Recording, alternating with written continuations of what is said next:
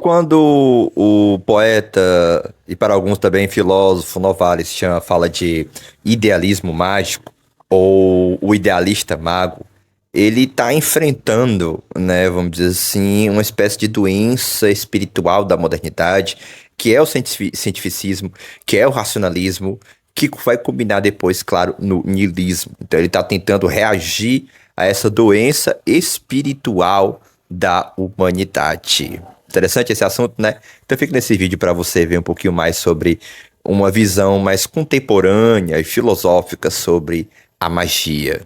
No espectro ali do romantismo alemão, né, da qual Novalis é, vamos dizer assim, das raízes ali, o do começo, né, se pensava muito que o processo da vida biológica mesmo, é um processo mágico, né, porque de que forma é isso, né? Que a matéria de repente ela se organiza e de repente ela gera vida e de repente nós estamos eu aqui você conversando, né? Como assim esse universo, se ele fosse somente um choque aleatório de átomos, vazio, né, e movimento, como isso de repente se junta e de repente nós somos o quê?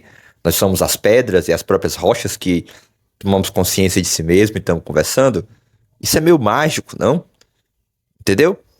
Então, o que que acontece? Falar de magia é reencantar a natureza com o lado espiritual dela, né? Ou seja, perceber na natureza uma espiritualidade inerente, né?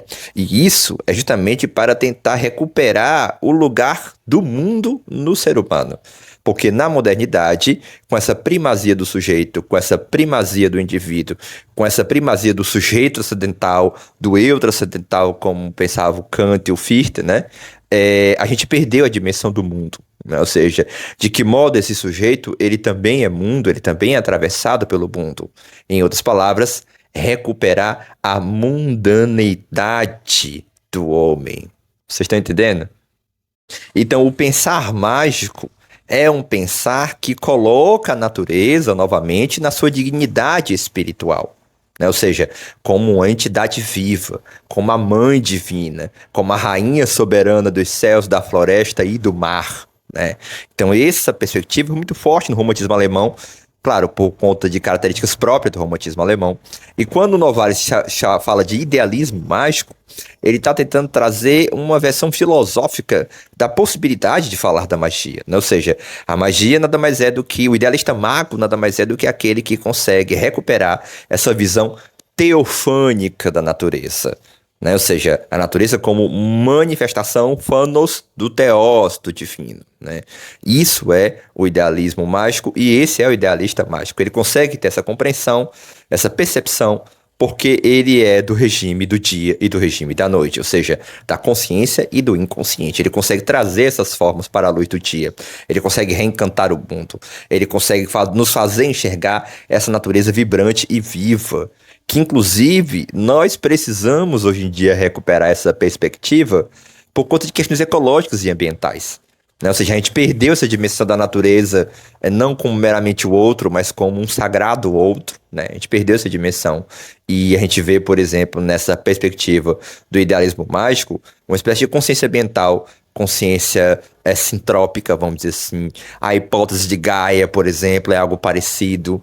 E é nesse sentido que a gente pode pensar a magia, né? Não só com o poder da linguagem, com o poder da palavra, com o poder do logos e a psicanálise por aí, né? Você vê que ela trabalha muito com o poder curar através da palavra, né? Curar através da conversa, como é interessante, através do logos. O idealismo mágico também é um enfrentamento dessa visão, vamos dizer assim, racionalista, cientificista, que expulsou os deuses do regime do dia, mas eles estão vivos no regime da noite da nossa mente e da noite da nossa consciência. Então, a realidade tem esse aspecto noturno e a chave da noite, ela é muito importante, não só no romantismo alemão, como nesse tipo de filosofia que sustenta, de algum modo, a ideia do mistério, né? Ou seja, esse mundo ele não só é feito de racionalidade, de choque aleatório de átomos, de matemática, de quantificação, mas ele tem um regime profundo, né?